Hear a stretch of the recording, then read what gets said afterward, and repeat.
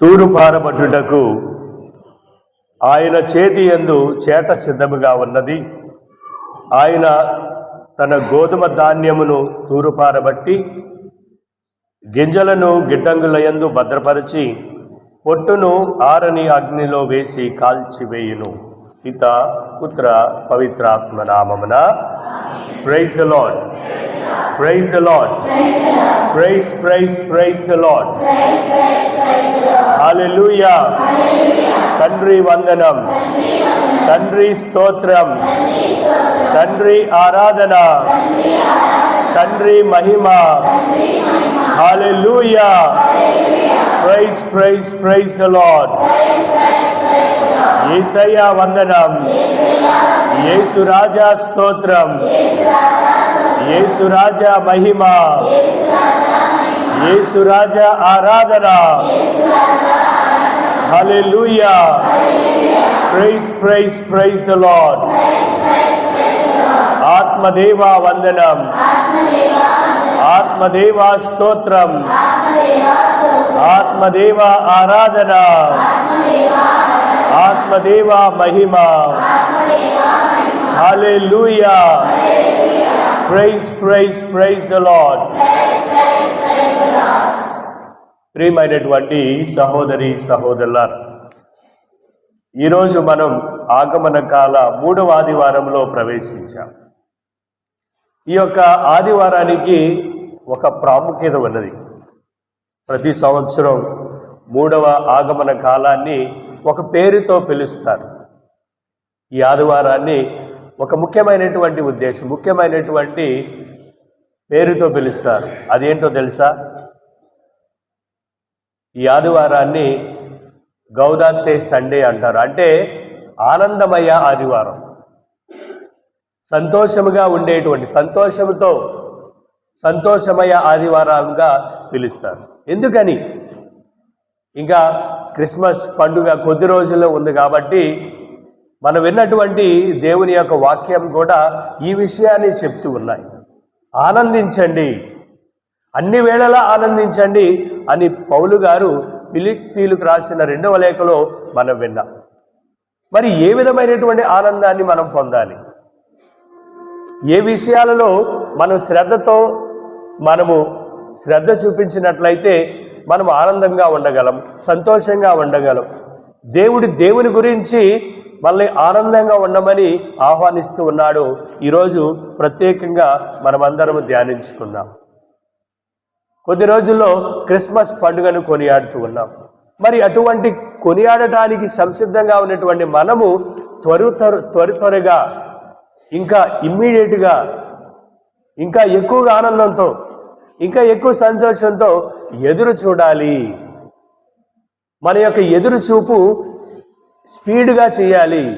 ఎక్కువగా మనము ఈ యొక్క విషయం గురించి ధ్యానించాలని ఈరోజు కళ్యాణి శ్రీ సభ వాళ్ళందరికీ కోరుతుంది. అందుకనే ఈరోజు ఆదివారాన్ని ఏమంటారు? ఆనందమయ ఆదివారం. Praise the lord, praise the lord. మళ్ళీ వచ్చే ఆగమన కాల 3వ ఆదివారం చెప్తా. నేను అడుగుతా మళ్ళీ, ఈ ఆదివారం పేరేంటంటే ఇప్పుడు కాదు, వచ్చే సంవత్సరం.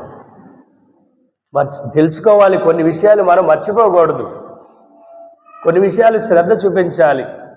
ఈ 3వ ఆదివారాన్ని, ఆగమన కాల ఆదివారాన్ని గౌదాతే సండే అంటే రిజాయిసింగ్ సండే, ఆనందమయ ఆదివారం అని పిలుస్తాం. అయితే ప్రియమైనటువంటి సహోదరి సహోదరులారా, మన యొక్క జీవితాన్ని ఒకసారి పరీక్షించుకుంటే ఈ సృష్టిలో ఉన్నటువంటి జీవరాశులు, పక్షులు, జంతువులు దేనికోసం ఆతృత పడతాయి? ఉదయమే లేకటమే దేనికోసం నిరీక్షిస్తాయి?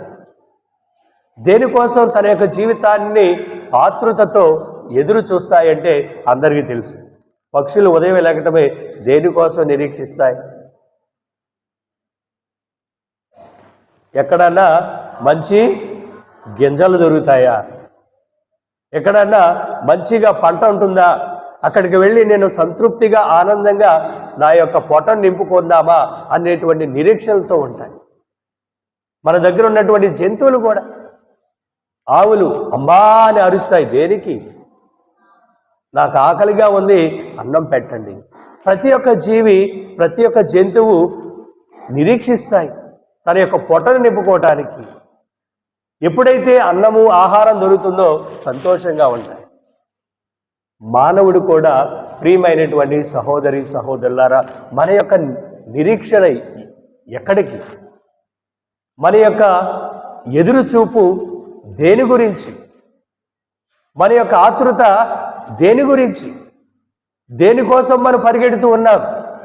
ఈ పరిగెడుతుల్లో మనకున్నటువంటి సంతోషం ఎక్కడుంది, మనకు వచ్చేటువంటి ఆనందం ఎక్కడ ఉంది అని ప్రతి ఒక్కరూ ఆశగా ఎదురు చూడాలి, ప్రతి ఒక్కరూ ప్రయత్నించాలి. ప్రియమైనటువంటి సహోదరులారా, మన యొక్క జీవితాన్ని ఒకసారి పరీక్షించుకుంటే మన యొక్క ఆనందము సంతోషం అనేటువంటిది మన నీడ లాంటిది. దానికోసం ప్రాకులాడతాం, దానికోసం పరిగెడతాం. ఎంత పరిగెత్తినా నీ నీడను నువ్వు పట్టుకోగలవా? మన ఆనందం సంతోషం కూడా అంతే.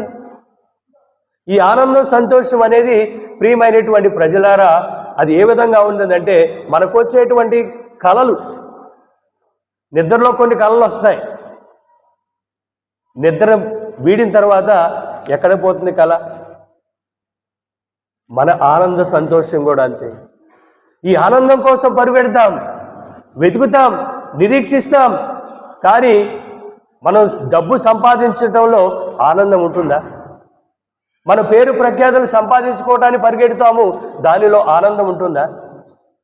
ఇతరుల్ని మోసపరిచి ఇతరులతో సఖ్యతగా ఉండకుండా ఆస్తి కోసం రక్త సంబంధికులే ఒకరి పట్ల ఒకరు దురుద్దేశాలతో పోట్లాడుతూ పరుగెడుతూ ఆస్తిని సంపాదించుకున్న తర్వాత మీరు నిజంగా ఆనందంగా ఉన్నారా? తల్లిదండ్రులు నవమాసాలు కని పెంచినటువంటి నీ తల్లిని, సర్వావు నువ్వేనని ఆశపడినటువంటి నీ తల్లిదండ్రులకు వారికి ఇవ్వాల్సినటువంటి గౌరవము, వారికి ఇవ్వాల్సినటువంటి నీ యొక్క ఆదర అభిమానము నువ్వు ఇవ్వకుండా నీ యొక్క స్వార్థపూరితమైనటువంటి నీ జీవితాన్ని నువ్వు కొనసాగిస్తే మనం ఆనందంగా సంతోషంగా ఉండగలమండి?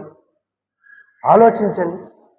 ఈరోజు ప్రభు మనందరినీ కోరేది నిజమైనటువంటి ఆనందం కోసం ప్రాకులాడండి, నిజమైనటువంటి ఆనందం కోసం నిరీక్షించండి, నిజమైనటువంటి ఆనందం కోసం మన యొక్క ప్రయాణము, మన యొక్క గమ్యము మనము నిజమైనటువంటి ఆనందం ఇచ్చేటువంటి మన యేసయ్య మాత్రమేనని గ్రహించి ఆయన కోసం మనం నిరీక్షించాలని ఈరోజు దేవుని యొక్క సందేశం మనకిస్తూ ఉంది. Praise the lord, praise the lord.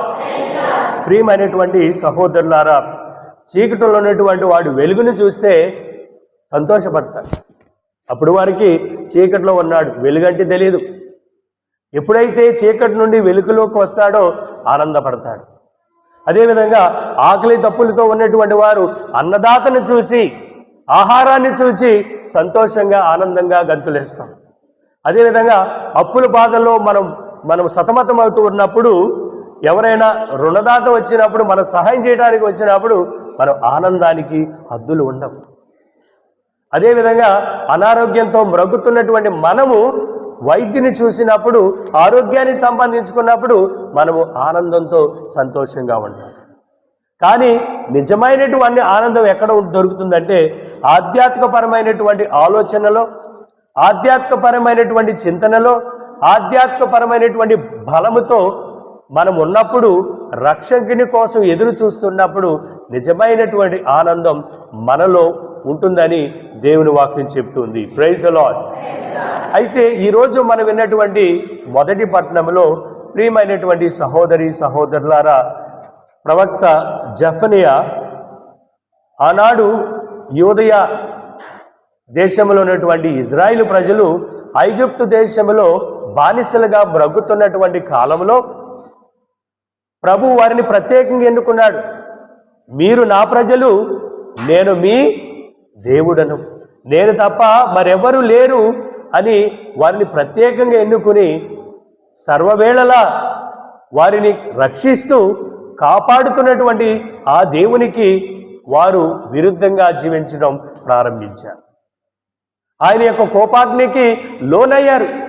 ఆయన ఇచ్చినటువంటి ఆజ్ఞను మీరి జీవించారు. ఒకరితో ఒకరు సఖ్యతగా లేరు, ఒకరితో ఒకరు సమాధానంగా లేరు, మన ఈ జీవితంలో మనం ఎలా ఉన్నామో అంతకన్నా ఎక్కువగా దేవుణ్ణి దూషించడం, ఐగుప్తు దేశంలో ఉన్నటువంటి దేవతలను దేవుళ్లను పూజించడం ప్రారంభించారు. మరి దేవుని యొక్క కోపం రగిలిపోదండి? అంతగా ప్రేమిస్తున్నాడు. తల్లిదండ్రులు కూడా అంతే. బిడ్డలను ఎంతగా ప్రేమిస్తున్నారంటే దానికి హద్దులు ఉండవు. ఎంత అంటే వాళ్ళ ప్రాణం ఇవ్వమన్నా ఇస్తారు. వాళ్ళకున్నా లేకపోయినా నా బిడ్డ సుఖంగా ఉండాలి, నా బిడ్డగా ఆనందంగా ఉండాలి, నా బిడ్డ మంచి స్థాయిలో ఉండాలి, నా బిడ్డ మంచి సంఘంలో పేరు ప్రఖ్యాతులు తీసుకోవాలి, అధిరోహించాలి అని ఆతృతపడి ఉన్నా లేకపోయినా కూలి పని చేసి వారిని చదివించి మంచి ఉద్యోగాలు, మంచి జీవితం జీవిస్తే అంతగా ప్రేమించినటువంటి తల్లిదండ్రుల్ని నిరుత్సాహంగా, అబాధ్యులుగా, ఒంటరి వారిగా పడిస్తున్నటువంటి ఈ సమాజంలో తల్లిదండ్రులకు కోపం రాదండి? రాదా? మరి దేవుని కూడా రగిలిపోతూ ఉంది. అయినప్పటికీ ప్రభు వారిని ఉద్దేశించి ఈరోజు జెఫన్యా ప్రవక్త ద్వారా ఆయన పలుకుతూ ఉన్నాడు. ఏమని పలుకుతూ ఉన్నాడంటే, జెఫన్యా ప్రవక్త ఈరోజు విన్నటువంటి 3వ అధ్యాయము, వారు ఆనందించాలి. ఎందుకని వారు ఆనందించాలంటే ప్రభు వారికి అభయం ఇస్తూ ఉన్నాడు. ఏమని అభయం ఇస్తూ ఉన్నాడంటే, జెఫన్యా గ్రంథము 3వ అధ్యాయము 15వ వచనం, రెండవ వచనం, నీ శత్రువును చెల్లాచెదురు చేసేదను. ఇజ్రాయేలు ప్రజలకు దేవుడైనటువంటి ప్రభు చెప్తూ ఉన్నాడు, మీరు ఆనందించండి. ఎందు నిమిత్తం మీరు ఆనందించాలంటే మీ శత్రువుల బారి నుండి నేను రక్షిస్తాను. చూడండి 15వ వచనం, రెండవది, నీ శత్రువులను చెల్లాచెదురు చేసేదను. అందుకనే వారు ఆనందించాలి, అందుకనే వారు సంతసించాలి. ప్రియమైనటువంటి సహోదరులారా, మన దేవుడు, మన యేసయ్య మన శత్రువుని జయించాడు. ఈ లోకంలో ఒక సామాన్యటువంటి మానవుడిగా జన్మించి, రక్షకుడిగా జన్మించి సైతాని యొక్క రాజ్యాన్ని పటాపంచలు చేశాడు. అందుకనే మనము సంతోషించాలి. ఇజ్రాయేలు దేవుడైనటువంటి యావే నీ శత్రువును చెల్లాచెదురు చేశాడు, అందుకనే మీరు ఆనందించండి.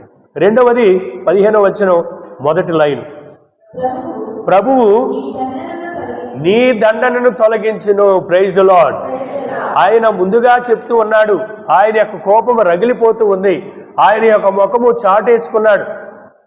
ఇజ్రాయేలు చేసేటువంటి పనుల ద్వారా, వారు చూపించినటువంటి వారిలో విశ్వాసం చల్లగిలింది, వారిలో నమ్మకం చల్లగిలింది. అయినప్పటికీ రగిలిపోతున్నటువంటి దేవుని యొక్క కోపాగ్నిలో ఆయన చెప్తూ ఉన్నాడు, నీ దండనము నేను తొలగిస్తాను. ఎంత సంతోషం అండి, ఎంత ఆనందం. మీరు చేసేటువంటి ఏ పనైనా సరే, మీరు నాకు విరుద్ధంగా చేసినటువంటి దేనినైనా నిన్ను మర్చిపోయి మీకు దండనను, శిక్షను ఇవ్వను అని ప్రభు అభయం ఇస్తూ ఉన్నాడు. మూడవది, వారు ఎందుకు ఆనందంగా ఉండాలంటే చివరి వచనం 15వ వచనంలో, ప్రభువు నీ నడుమున ఉన్నాడు. ప్రభు మన మధ్య ఉన్నాడు, మీ మధ్య ఉన్నాడు, మీ శ్రమలలో ఉన్నాడు, మీ యొక్క నిరుత్సాహంలో ఉన్నాడు, మీ యొక్క ఆనందంలో ఉన్నాడు, మీ యొక్క సక్సెస్లో ఉన్నాడు. మీరు చేసే ప్రతి ఒక్క పనిలో దేవుని యొక్క కరుణ, దేవుని యొక్క కృప, దేవుని యొక్క ప్రేమ మీ మధ్యలో ఉందని. అందుకనే ఇజ్రాయేలు ప్రజలు ఏం చేయాలి? ఆనందించండి, సంతసించండి. సియోను కుమారి ఆనందముతో మీరు ఆనందనాదము చేయము, ఇజ్రాయేలు హర్షధ్వానము చేయము. యెరూషలేము కుమారి నుండు హృదయముతో సంతసించి గంతులు వేయమని దేవుని వాక్యం చెప్తుంది. Praise the lord, praise the lord. మరి మన యొక్క విషయం గురించి ఆలోచించండి. అదే సత్యాన్ని, అదే సుశేషాన్ని, అదే దేవుని యొక్క వాక్యం మనకు కూడా అన్వయించుకుందాం. ప్రభు మన శత్రువుని ఆయన జయిస్తాడని చెప్తూ ఉన్నాడు. మన మధ్య ఉంటానంటున్నాడు. మన యొక్క పాపాలను పరిహరిస్తానంటూ ఉన్నాడు, పాపాలను కడిగి పెడతానంటూ ఉన్నాడు. అందుకనే మనం ఎల్లప్పుడూ సంతోషంతో ఆనందంతో ఉండాలి. అందుకనే పునీత పౌలు రాసినటువంటి లేఖలో కూడా పౌలుడు చెప్తూ ఉన్నాడు. పునీత పౌలుడు ఫిలిప్పీలకు రాసిన లేఖ 4వ అధ్యాయము 4వ వచనములో మనం చూసినట్లయితే 3 ముఖ్యమైనటువంటి విషయాలు మనం గమనించవచ్చు. ఎల్లప్పుడూ ఆనందించాలి. ఎల్లప్పుడూ కష్టంలోను, సుఖంలోను, బాధలోను, ఎటువంటి విధమైనటువంటి పరిస్థితుల్లో ఉన్నా సరే మనం ఏం చేయాలి? ఆనందించాలి. సత్యవతి గారు కాలు నడకలేకపోయినా ఆనందించాలి. Praise the lord, praise the Lord. మనలో బాధ ఉన్నా, కష్టాలున్నా, రోగాలున్నా, ఏ విధమైనటువంటి పరిస్థితుల్లో మనం ఏమి చేయాలి? ఆనందించాలి. పౌలు గారు చెప్తూ ఉన్నారు. అదేవిధంగా అందరితో సాత్వికముగా ఉండాలి, సమాధానంతో ఉండాలి, సఖ్యత కలిగి జీవించాలి. అప్పుడే మనం నిజమైనటువంటి ఆనందం పొందుతాం. ఇది దేవుని యొక్క వాక్యం. పునీత పౌలు గారు చెప్తూ ఉన్నారు. అందుకనే దేనిని గూర్చి చింతించకండి, విచారించకండి. మన ఉదయం లేకటమే మన ఆతృత దేని గురించి? భాగ్యలక్ష్మి. మన ఉదయమే లేకటమే దేని గురించి చింతిస్తాం? ఈరోజు మా ఆయన్ని ఎలాగా సంతోషపెట్టాలి, ఏ వంటకాలు చేయాలి అని మన ఆశ, మన ఆతృత. ప్రభు చెప్తూ ఉన్నాడు, దేని గురించి మనము విచారించవద్దు, చింతించవద్దు. ఏమి తినేదమా, ఏమి త్రాగిదమా అని చింతించకుండా ఈ లోకంలో ఉన్నటువంటి ఈ యొక్క పక్షులను చూడండి. వాయి పంట వేయవు, విత్తనాలు నాటవు, కోత కోయవు, కానీ వాటినన్నిటినీ ఈ సృష్టికర్త పోషిస్తూ ఉన్నాడు. సంతోషంగా ఎగురుతాయి, తనకున్న దాంట్లో సంతృప్తి పడతాయి. మన జీవితంలో కూడా ప్రియమైనటువంటి సహోదరులారా సంతృప్తి పడాలి. ఒక ఆయనకి 2 కుమారులు ఉన్నారు, పెద్ద కుమారుడు, చిన్న కుమారుడు. వాళ్ళు చాలా పేదరికమైనటువంటి కుటుంబం.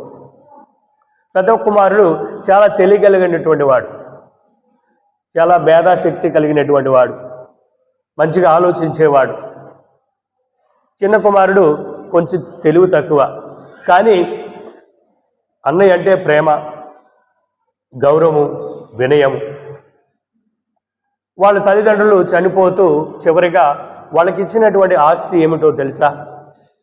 వాళ్ళకి ఇచ్చినటువంటి ఆస్తి 3 విషయాలు వారికి ఇచ్చారు. మొట్టమొదటిది వారికి మంచిగా ఉన్నటువంటి ఆవునిచ్చారు, బాగా పాలిచ్చేటువంటి ఆవు.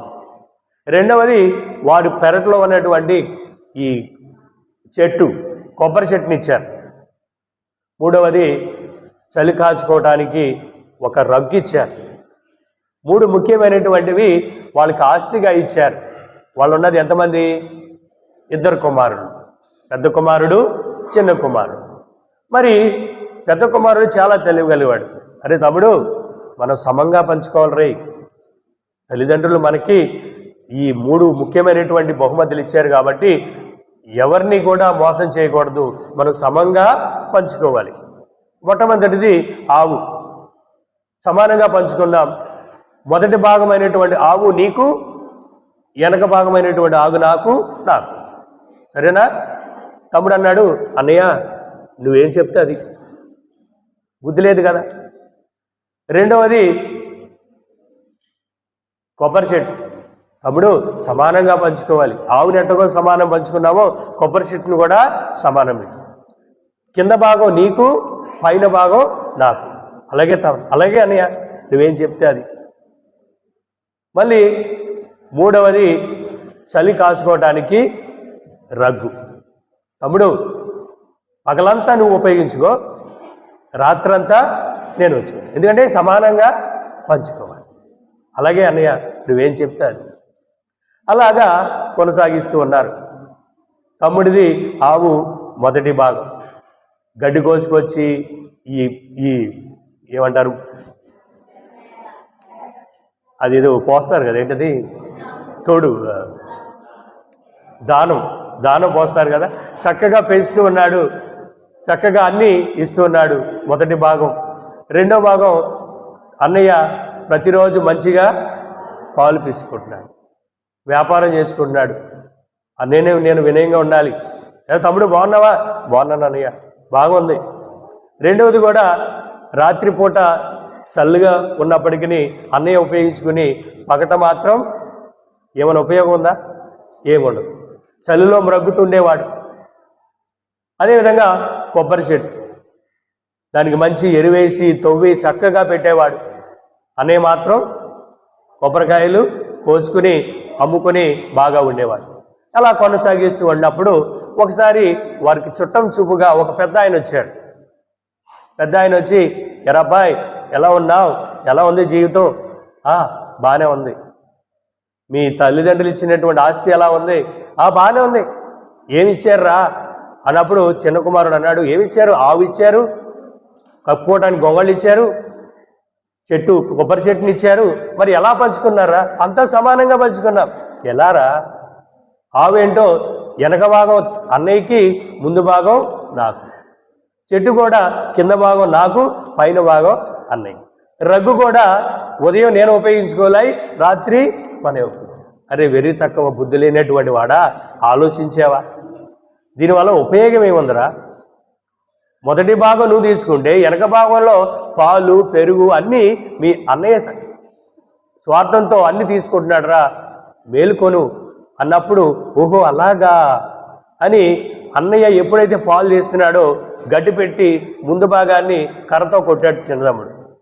అప్పుడు ఆవేం చేసింది? వెనక తన్నింది. ఏంట్రా తమ్ముడు ఏం చేస్తున్నావు? అన్నా మరి ఏంటి, నా ముందు భాగం నాది కదా, నా ఇష్టాచారం చేసుకుంటాను. అప్పుడు బుద్ధి వచ్చింది తమ్ముడికి. సరే మన ఇద్దరం సమానంగా పంచుకుందాం. అదేవిధంగా ఈ రగ్గు కూడా అన్నయ్య పడుకునే ముందు చల్లటి నీళ్ళలో ముంచి, అన్నయ్య కప్పుకో అనిచ్చి ఆయనకి బుద్ధి వచ్చేటట్టు చేశాడు. అదేవిధంగా కొబ్బరి చెట్టు కూడా కింద భాగాన్ని నరకటం ప్రారంభించాడు. అప్పుడు మేలుకొని బుద్ధి తెచ్చుకుని సమానంగా పంచుకోవటానికి ప్రయత్నించాడు పెద్దన్నయ్య. Praise the lord, praise the lord. ప్రియమైనటువంటి సహోదరులారా, మన జీవితంలో కూడా ఇదే స్వార్థం, అసూయ. మన తల్లిదండ్రులు ఇచ్చినటువంటి ఆస్తిని సమానంగా పంచుకోవాలని అందరికీ తెలుసు. ఏదో నేను పెద్ద కుమారుని పెద్ద కూతుర్ని కాబట్టి ఏదో ఒక కాసు కూడా కాదు, పావు సెంట్లో ఏదో కొన్ని ఎక్కువ తీసుకోవాలని దురాశ. మనం ఎంత ఆశపడి దురాశపడినా మనం సమాధానంగా సఖ్యతగా ఆనందంగా ఉండగలమండి? ఉండలేము. అందుకనే ఈరోజు దేవుని యొక్క వాక్యము, పునీత బాప్తిస్త యోహాను ప్రజలు వచ్చి ఆయన్ని అడుగుతూ ఉన్నారు, మేమేం చెయ్యాలి? మా తరపున మేమేం చేయాలి? నువ్వు జ్ఞానస్నానం ఇస్తూ ఉన్నావు, మమ్మల్ని పవిత్రపరుస్తూ ఉన్నావు, మారు మనసు పొందమని మమ్మల్ని ఆహ్వానిస్తూ ఉన్నావు, మాలో ఉన్నటువంటి ఈ యొక్క కొండలను సమానం చేయమంటూ ఉన్నావు, మాలో ఉన్నటువంటి లోయను పూడ్చమంటూ ఉన్నావు, కరుకు మార్గాన్ని సక్రమం చేయమంటున్నావు. మరి మా వద్ద మేమేం చేయాలి అని అడిగినప్పుడు వారి యొక్క ఉద్దేశానుగుణంగా ఆయన చెప్పింది, మొట్టమొదటి వారు ప్రజలు వచ్చినప్పుడు వారు ఏం చేయాలి? 2 అంగీలు ఉన్న వ్యక్తి ఏమీ లేనిటువంటి వారికి ఇవ్వాలి, సమానంగా ఉండాలి, సఖ్యతగా ఉండాలి, ఇతరులకు సహాయం చేసేటటువంటి హృదయం మనలో ఉండాలని దేవుని వాక్యం చెప్తుంది. అద్వారా ప్రియమైనటువంటి సహోదరులారా, మనం ఎంత సంపాదించుకున్నా నీడలాగా పరిగెడతామే కానీ మనలో నిజమైనటువంటి ఆనందం ఉండదు. మనము సంపాదించుకోవాలి, ఇతరులు దూషించాలి, ఇతరులు ఏదైనా చేసి మనము ఆస్తిని కూడగొట్టుకోవాలి అనుకుంటాము. చివరికి ఒక కలలాగానే మిగిలిపోద్ది, మనలో ఎప్పుడూ ఆనందం ఉండదు. సో నిజమైనటువంటి ఆనందం ఎప్పుడు ఉంటుందంటే మనకున్న దాంట్లో ఇతరులతో పంచుకున్నప్పుడు, మనం ఇతరులతో సఖ్యతగా ఉన్నప్పుడు, మనం ఇతరులతో సంతోషంగా గడిపినప్పుడు మనం నిజమైనటువంటి ఆనందాన్ని పొందుతామని దేవుని వాక్యం చెప్తుంది. అందుకనే ప్రియమైనటువంటి సహోదరులారా, బెంజమిన్ ఫ్రాంక్లిన్ అనేటువంటి ఫౌండర్ ఫాదర్స్ అని అమెరికా దేశానికి స్థాపించినటువంటి వారిలో ఒకడైనటువంటి బెంజమిన్ ఫ్రాంక్లిన్ ఈ విధంగా చెప్తూ ఉన్నాడు, the best thing that you can give to others. అంటే నిజమైనటువంటి సంతోషం, నిజమైనటువంటి బహుమతి నువ్వు ఏ విధంగా ఇవ్వగలవంటే, మొట్టమొదటిది శత్రువులకు నువ్వు ఇచ్చేటువంటి నిజమైనటువంటి బహుమతి ఏంటో తెలుసా? ఏం బహుమతి? శత్రువులు, మన గిట్టనటువంటి వారు, మనం సఖ్యతగా ఉన్నటువంటి వారు, వారికి ఇవ్వవలసినటువంటి నిజమైనటువంటి బహుమతి ఈ క్రిస్మస్ కాలంలో ఏంటో తెలుసా? ఏమివ్వాలి? ప్రకాశమ్మ బాగున్నావా? ఏమివ్వాలి మన శత్రువులకి? నీకు కాదు, నీకెవరు శత్రువులు లేరు నాకు తెలుసు. మన శత్రువులకి నిజమైనటువంటి బహుమతి ఏంటో తెలుసా? క్షమాపణ. Praise the lord, praise the lord. క్షమించాలి. ఎన్నిసార్లు మా అత్త ఎప్పుడు చూసినా నన్ను దూషిస్తుంది, కోపడుతుంది, నువ్వు నాశనం అయిపో అంటుంది. మరి నేను ఎన్నిసార్లు క్షమించాలి? ఆమె యొక్క హై బీపీ వల్ల ఎన్నో మాట్లాడుతుంది, తట్టుకోవాలి. మనము ఓర్పు కలగాలి, సహనం కలిగి జీవించాలి. అదే ప్రభు మనందరినీ కోరేది. నిజమైనటువంటి ఈ క్రిస్మస్ కాలంలో మన గిట్టని వారు, మన శత్రువులు ఎవరైనా సరే మనం ఏం చేయాలి? క్షమించేటువంటి బహుమతి వాళ్ళకి ఇవ్వాలి. Praise the lord. మన స్నేహితులకు మనం ఏమి ఇవ్వాలి? మనకు చాలామంది స్నేహితులు ఉన్నారు. వారికి ఇవ్వాల్సినటువంటి మంచి బహుమతి ఏంటో తెలుసా? ఓర్పుగా వినాలి, సహనం కలగాలి. మనలో ఓర్పు లేదు, సహనం లేదు. మీ ఇద్దరం చాలా మంచి ఫ్రెండ్స్, కానీ వాడు చెప్పేది మనం ఎప్పుడు వినం. ఓర్పు లేదు, సహనం లేదు. నిజమైనటువంటి నీ స్నేహితుడికి ఇవ్వవలసినటువంటి గిఫ్ట్ ఏంటో తెలుసా? ఓర్పుతో వినాలి. చాలామంది బాధలు ఉన్నాయి, కష్టాలు ఉన్నాయి, చెప్పడానికి ప్రయత్నిస్తున్నారు, కానీ మనలో ఓపిక లేదు. అది అలవాటు చేసుకోండి, నిజమైనటువంటి బహుమతి ఇస్తాం. అదేవిధంగా మన పిల్లలకి ఇచ్చేటువంటి బహుమతి, మన పిల్లలకి ఇచ్చేటువంటి బహుమతి ఏమిటి? మనం ఈ క్రిస్మస్ కాలంలో ఏం బహుమతి కొనాలని ఆశపడుతున్నాం? మన పిల్లలకి ఇవ్వాల్సింది మంచి ఆదర్శమైనటువంటి జీవితం. వాళ్ళకి ఇవ్వాల్సినటువంటిది తల్లిదండ్రులు మీరు చూపించేటువంటి ఆదర అవమానం, గుడ్ ఎగ్జాంపుల్. మీ తల్లిదండ్రులు మీలో సఖ్యత, ఆనందం, సమాధానం మీలో ఉన్నట్లయితే నీ బిడ్డలకి నువ్వు ఇచ్చేటువంటి గొప్ప బహుమతి అది. ఎప్పుడు చూసినా కొట్లాడుకోవటం, గొడవ పడటం, ఒకరి పట్ల ఒకరు దూషించుకోవటం పిల్లలు చూస్తే ఏమనుకుంటారు? వాళ్ళకి మీరు ఇచ్చేటువంటి బహుమతి ఏమిటి? మీరు ఏ విధంగా వారికి ఆదర్శమైనటువంటి దంపతులుగా ఉంటున్నారు? తల్లి తండ్రి ఎప్పుడు చూసినా ఇరువురు కొట్లాడుకోవటం, అక్రమ సంబంధాలతో జీవించడం ప్రతి ఒక్కరికి తెలిసి ఈ రోజుల్లో. తాగుబోతుతనం, జోదా, ఇంకా ఎన్ని. మరి నీ తండ్రి నీ తల్లి ఆ విధంగా జీవిస్తే నీలో ఉన్నటువంటి బిడ్డలు మరి ఆ విధంగా ఆకర్షితులు అవరండి. ఇదే నా జీవితం అని వారిలో మీరు ఈ యొక్క బీజాన్ని, విత్తనాన్ని నాటడం లేదా? అందుకనే ప్రియమైనటువంటి సహోదరులారా, ఈ క్రిస్మస్ కాలంలో మన బిడ్డలకు నిజమైనటువంటి బహుమతి ఏమిస్తామంటే మనలో ఉన్నటువంటి ఆదర్శమైనటువంటి జీవిత విధానం. Praise the lord, praise the lord. అందుకనే మనస్తాపడాలి, మారు మనసు పొందాలి. చివరిగా పిల్లలు, ఈ క్రిస్మస్ కాలంలో మీరు మీ తల్లిదండ్రులకు ఇవ్వాల్సినటువంటి బహుమతి ఏంటో తెలుసా? పిల్లలు, మీరు ఇవ్వాల్సినటువంటి బహుమతి తల్లిదండ్రులకు విధేయత కలిగి ఉండాలి. అన్ని గొంతమ్మ కోరుకులు, నాకు అది కావాలి, ఇది కావాలి. పక్కింటోడు ఏదో కారు కొన్నాడంట, బహుమతి నిజమైన కారు కాదు, నాకు అది కావాలి. పక్కింటోడు జీన్ ప్యాంట్లు, రైమండ్ కంప్లీట్ మ్యాన్, రైమండ్ బట్టలు వేసుకుంటేనే కంప్లీట్ కొంటాం, ఇంకా కాదు ఈ యాడ్స్. నిజమైనటువంటి ఆనందం అదా? నిజమైనటువంటి సంతోషం అదా? తద్వారా తల్లిదండ్రులకు విధేయ కలిగి జీవించండి. వారిని ఎప్పుడు మీరు బాధ పెట్టవద్దు. తల్లిదండ్రులను గౌరవించండి. కనపడినటువంటి దేవునికి మొక్కులు మొక్కుతారు, కొండలెక్కుతారు. కనపడేటువంటి తల్లిదండ్రులు దేవతలైనటువంటి దేవుళ్ళైనటువంటి నీ తల్లిదండ్రులకి సమయం ఉండదు. వారిని గౌరవించు. మరి ఈ కాలంలో మనం ఇచ్చేటువంటి బహుమతి అది. చివరిగా ప్రియమైనటువంటి సహోదరులారా, మన వ్యక్తిగత జీవితంలో మనం ఏమి ఇవ్వాలి? క్రిస్మస్ రోజు నేనుగా బహుమతిగా ఇచ్చేటువంటిది ఏమిటి? నాకు నేను ఇచ్చేటువంటి బహుమతి ఏమిటంటే నాలో పరివర్తన ఉండాలి. నాలో నేను చేసేది తప్పని మనస్తాపం కలిగి ఒక మంచి వ్యక్తిత్వాన్ని నేను సంపాదించుకోవాలి. మంచివాడు, మంచి తల్లి అని మంచి పేరును తీసుకోవడానికి, ప్రాకులాడటానికి ప్రయత్నించాలి. అప్పుడే ప్రియమైనటువంటి సహోదరులారా మనం ఏముంటాం? సర్వదా ఆనందంగా ఉంటాం, సంతోషంగా ఉంటాం. మరి అటువంటి అనుగ్రహాలు ప్రభు మనందరికీ దయచేయాలని ఈరోజు ఈ దివ్య బలి పూజలో ప్రత్యేకంగా ప్రార్థన చేద్దాం. పితా పుత్ర పవిత్రాత్మ నామమున ఆమేన్.